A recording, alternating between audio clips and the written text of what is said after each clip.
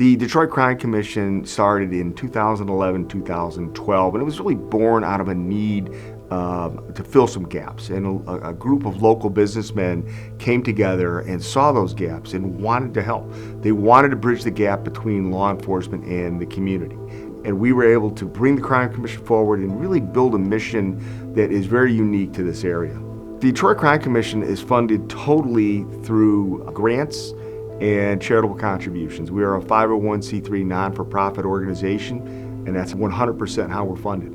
We have a lot of crime analysts that work at the Detroit Crime Commission, and they're able to look at open source material and kind of look for trends, look at who's involved in crime, what crime may be coming down the pike, and it's really predictive, proactive law enforcement. We have law enforcement partners, we have community partners, we have foundations, we have businesses here in greater Detroit. And we just have citizens who help us. They volunteer, they work on the Board of Commissioners, they work on the committees to support events, to support what we do.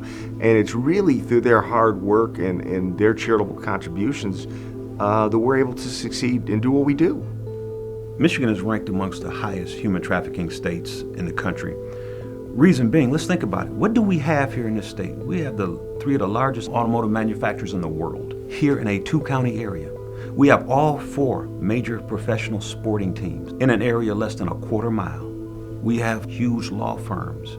We have world-class events, whether it's large concerts, whether it's auto shows, whether it's rallies, etc. And when they do come, they bring mostly men who have disposable income, and they bring their tastes with them. There's a lot of money in this area. Detroit has a lot of opportunity. Therefore, if I'm a human trafficker, I'm gonna take my wares to that place where there is opportunity. What the Crime Commission does is we leverage technology with intelligence analysts that have been formally trained. What we look to do is harvest information, harvest data that will allow us to identify the organization. We're not bounded by those federal rules and laws that prevent traditional law enforcement from looking at your public-facing material.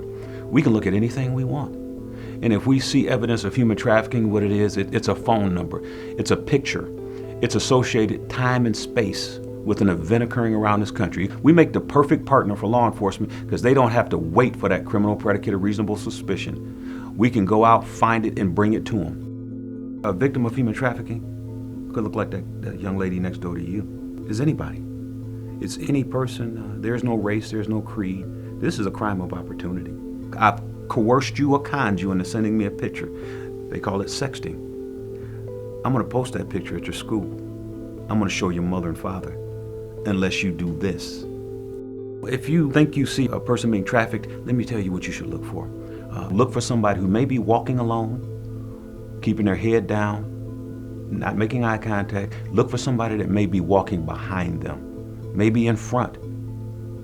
If they're in front of being led, if they're behind and being watched. Someone who may be dressed inappropriately for the occasion. Somebody sees something that they believe may be human trafficking. You can do something. Slip them a note. Wait till they go to the bathroom. If they're in a stall, maybe take some of the toilet paper, write on it. Hey, are you okay? Do you need help? Say something. When someone is being trafficked, they really don't have any freedoms. They're stuck there, they don't have any choices. So allowing that person to get out and get back to the things that they really love doing is an incredible feeling. The tools that we use for human trafficking is kind of multifaceted. We use social media in one to kind of see different, people that are out there.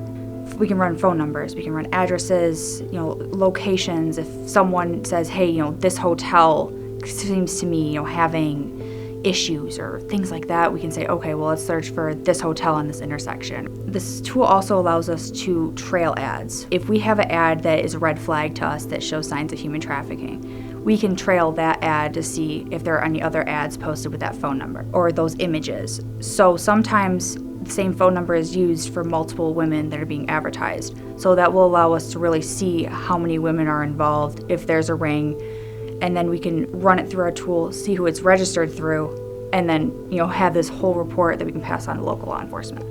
We're able to help law enforcement get human trafficking cases closed sooner. With human trafficking, these trends are always changing. It's an ever-moving crime. So with the tools that we have at our disposal, it allows us to stay on top of these traffickers and stay up to date with the new methods that they're following to get these women out there. We'll partner with anybody if it'll help free somebody from this thing called modern slavery.